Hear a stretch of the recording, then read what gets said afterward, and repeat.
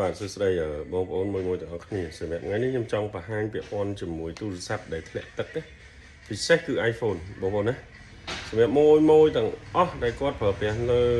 លើ smartphone ប្រភេទពួក iPhone ខ្ញុំសូមបញ្ជាក់ថាប្រភេទពួក iPhone ពេលដែលបងប្អូនប្រើបងប្អូនទិញសំណុំបងប្អូនគិតថាវាមិនជាបញ្ហាទេតែពាក់ព័ន្ធមួយអីវ៉ាន់ខ្លះដែលយើងជ្រាបទឹកខ្លាំងមានន័យថាយើងជ្រាបខ្លាំងមែនទែន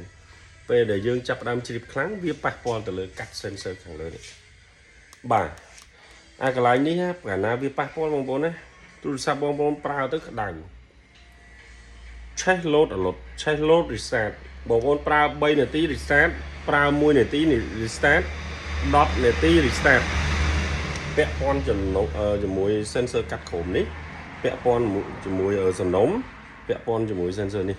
ហើយមុខងារនេះគឺវាលឿនមែនតើខ្ញុំហ៊ាននិយាយថាគឺវាលឿនមែនតើដោយសារអី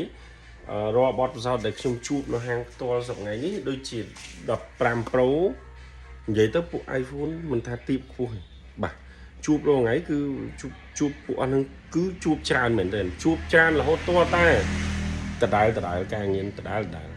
មកដល់សួរថាទូរស័ព្ទបងមានបញ្ហាអីគាត់ថាជ្រាបទឹកទុកចោលមួយថ្ងៃហើយនៅតែព្យាយាម restart ឆេះលុតជួបហើយជួបទៀតអញ្ចឹងថាជំងឺប្រភេទពួក iPhone នេះ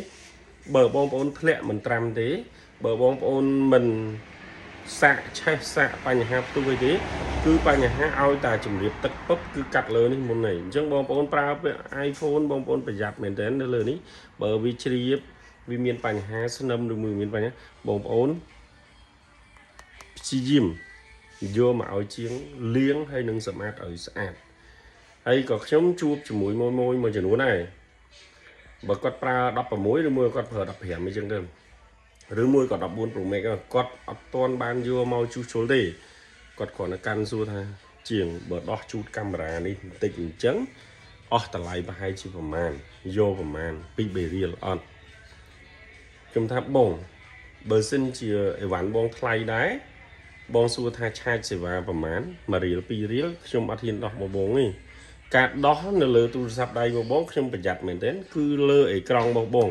បើខ្ញុំដោះផ្លាត់អេក្រង់បងស្នាមឆូតមានបញ្ហាខ្ញុំ$1ហ្នឹងអត់អាចចិញ្ចឹមខ្ញុំរួចទេអញ្ចឹងខ្ញុំនៅបញ្ជាក់ប្រាប់បងប្អូនថាចំនួនលុយបង$1 $2បើបងមកសួរខ្ញុំអញ្ចឹងខ្ញុំអត់ហ៊ានដោះបងទេបើសិនជាអេក្រង់បងមានបញ្ហាឡើងឆ្នូតឡើងធៀវឡើងសឡើងប្រផ្លេចផ្លាក់បងសួរថាយកប៉ុណ្ណឹងបងត្រូវដឹងឲ្យច្បាស់ថារាល់ iPhone បើបងចូលទឹកកម្រិតខ្លាំងមែនតើបងត្រូវចាំណាបងឲ្យជាងយកមកគាត់